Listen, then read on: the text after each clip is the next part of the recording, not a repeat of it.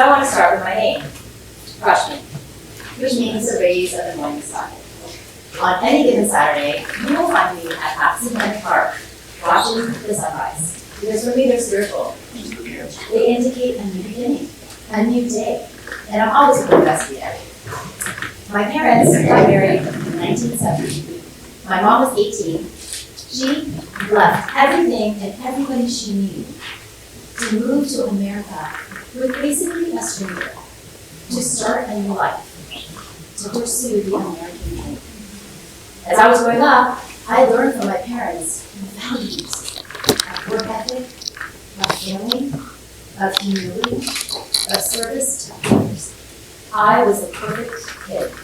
Like, I never went on top and always colored between the lines. Nobody would have ever thought that I would ever know.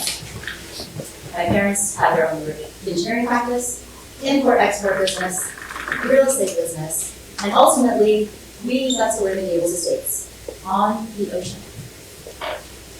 For fun, my parents decided we're going to go to law school. So when I was in junior high school, my dad went to law school at night. And when I was in senior high school, as a birthday present to my father, my mom went to law school. Well, in the 80s, the crash happened, and my parents lost everything. We lost our home. So my parents hung up a shingle and started practicing law. I watched my parents start again and always have hope and faith. They ended up in another house that my parents fixed up. But as of course, all things, storms came again. And this time it was Hurricane Andrew. In August '92, the pond next to our house ended up inside the house. And my parents had to move again. Meanwhile, I was at UNC Chapel Hill, doing what college kids do, making friends, having fun. I ran for student body president. I was a college kid. I was following that path of the straight and narrow, trying to do my best because I was really focused on getting into a really good law school, which I did. I got into Columbia Law School and graduated top of my class. A Kent Scholar. When I graduated from law school, I ended up, by way of San Francisco, back in Miami. And I started my own real estate law practice. In 2007, I was introduced to a real estate developer. And I was super excited because I thought this meant financial stability for my kids and for my family. But I never thought I would make the worst decision of my life. I committed a crime. In April 2014, I was indicted for bank fraud. I never thought this would ever happen to me. All I could think about was, this is everything I've worked so hard for, and I'm just wasting everybody in my life. I have tons of cousins and sisters, and they all look up to me because I am the oldest in my generation. So I had a choice. Am I going to stay on my knees, or am I going to rise back up and be a role model for them and for my children? I knew I had to forgive myself and to forgive my client. Because yes, I lost my law license and all my money and my freedom, and I got divorced. The judge sentenced me to a year and a day in prison. And I had a lot of time to wonder, how did this happen to me and what am I going to do? On the morning I surrendered in August 2015, I went back to Matheson Hampton Park at sunrise to pray and to hope that whatever was going to happen in prison, I was going to be okay because I was full of fear. I didn't know what I was going to meet, and I had zero control over anything that was going to happen in my life. In prison, I was in a 6x9 cube. There was a bunk bed, I was on the top bunk. There were 2 chairs and 2 lockers. And the chair, incidentally, is used as you drag it down the hallway so you can sit and watch anything in the TV room. I was lucky enough that my kids came and visited me while I was in prison.